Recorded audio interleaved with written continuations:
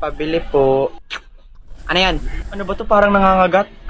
Nangangagat? Ay, nagtitinda ka po? Nag-aadi ka ba? Ha? Nakikita mong kanting ito? Ay, ano itong tingin mo sa ginagawa ko? Nagbo-model? Ay, kung suntokin kaya kita dyan. Ay, actually, pwede po kayong model. Model ng Hug-Starter. Anong tingin mo sa akin, baboy? Wala po ko sinasabing ganyan. By the way, isang burger po. Ah, teka, ba't wala pong pati to? Bakit naman magkakapanti yan? Hindi naman yan babae.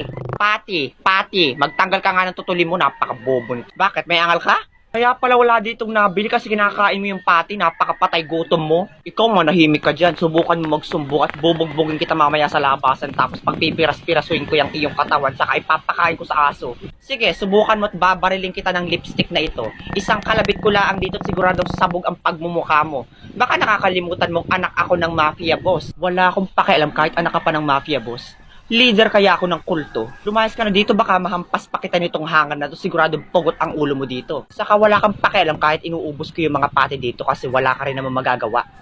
Tignan na lang natin, makakarma ka rin patay gutom ka. Hoy Stitch, nabalitaan mo na ba? Ang alin? Yung tindera daw sa kantin, nabulunan daw kakakain ng pati. Yun sinugod sa ospital pero dead na.